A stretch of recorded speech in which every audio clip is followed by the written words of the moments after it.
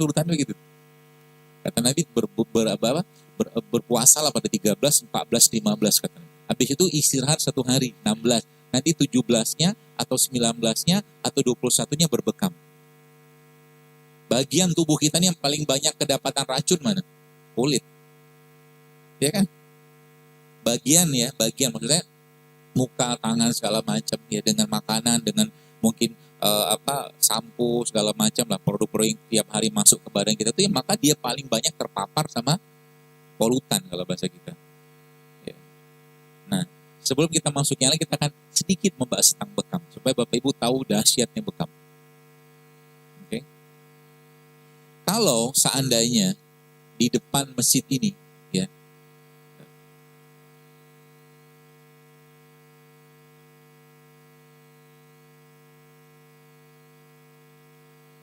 di depan masjid ini misalkan ada, katakanlah kertas kayak beginilah.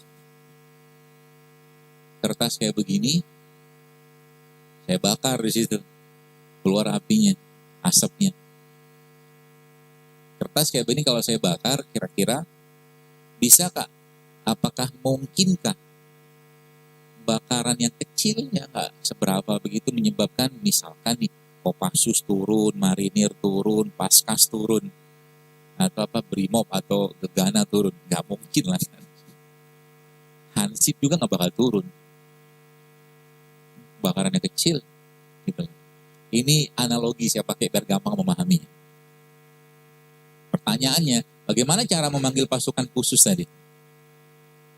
Saya bakar kan? Gitu.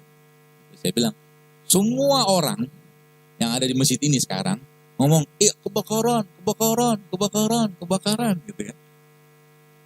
Nggak disebutin kebakarannya besar, kecil, nggak disebutin, pokoknya kebakaran aja. Ya, semua orang ngomong, pasti menarik perhatian kan, gitu loh. Jadi proses pembekaman itu, jadi tubuh kita itu ada 2 imunitas, ada 2 kekebalan. Kekebalan pertama yang sifatnya non spesifik, dia semua dihantam sama dia. Apapun yang datang, pasukan nggak spesifik ini datang kayak infanteri lah gitu. Apapun musuhnya atau mungkin bakteri segala macam, non spesifik ini yang pasukan umum lah bahasa kita datang.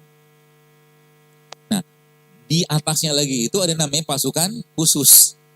Ya, pasukan khusus itu misalkan ada namanya makrofag, ya, neutrofil, kemudian ada interleukin, macam-macam, tinggal dibaca. Jadi intinya ada dua pasukan, pasukan umum sama pasukan khusus. Waktu orang itu dibekam, gitu kan, di kulitnya kan, dikop, kemudian dilukain. Nah, perlukaan itu kebakaran. Jelas ya? Perlukaan tadi itu ilustrasinya seperti kebakaran tadi. Jadi bikin radang sama jarum atau lancetnya tadi itu. Sedot kan? Waktu disedot, semua peradangan dalam tubuh manusia pasti menimbulkan reaksi atau respon. Ya, kita kenal dengan reaksi atau respon inflamasi. Kalau respon inflamasi akibat perlukaan tadi muncul, dari kemerahan, bengkak, nyeri segala macam, maka apa yang terjadi? Tubuh akan memanggil pasukan umumnya dulu. Panggil tuh pasukan umumnya. Sekitaran itu dulu dipanggil tuh. Kalau bahasa kita hansipnya, babinsanya, gitu-gitu lah. Datang dia tet. Oh iya nih, oke, kami kendalikan kata begitu. Nah tiba-tiba sama tukang bekam atau si pembekam tadi kan, kopnya dibuka. Kopnya dibuka setelah tadi ditusuk ya, atau disayat tadi. Kopnya dibuka, lalu disedot lagi. Kan awalnya kan dibersihkan tuh, sedot, tusuk, atau disayat-sayat gitu kan. Kemudian yang kedua, kan disedot sama dia, keluar darahnya. Kemudian sama dia dibersihkan. Nah, sedotan yang berulang itu, tanpa penyayatan lagi ya, atau tanpa penusukan lagi itu, kayak tadi kita ngomong rame-rame. Kebakaran. Apa yang terjadi? Yang datang bukan pasukan di sininya, tapi di sini. Langsung dari pusat, karena diberitahu di sininya ada masalah, maka pusat nggak peduli ketika ada informasi, datang dia. Sehingga seluruh pasukan-pasukan khususnya, bahkan pasukan imun yang urusannya sampai ke HIV, datang. Itu luar biasanya bekam. Ya, dahsyatnya bekam. Maka kita lihat kan, sebelum dibekam disuruh puasa dulu 13, 14, 15. Istirahat sehari. Nanti kita akan lihat, terus bahan hardware-nya itu apa? Hardware-nya. Itu software-nya. Jadi software pertama tadi ada sholat, kemudian ada puasa, kemudian ada berbekam.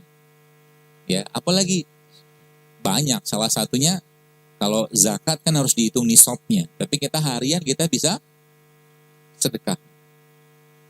Ya, sedekah itu paling baik kepada siapa? Ada seorang yang bertanya kepada Nabi SAW, iya Rasulullah, kalau aku punya 1 dinar, kepada siapa aku harus sedekahkan? Kata Rasulullah, kepada dirimu sendiri. Ya, bersedekahlah pada dirimu sendiri. Jadi kalau Anda, Bapak sekalian, teman-teman sekalian, beli makanan yang mungkin menurut kita ya harganya cukup tinggi gitu kan, dan diniatkan bersedekah kepada diri kita, dapat pahala gitu.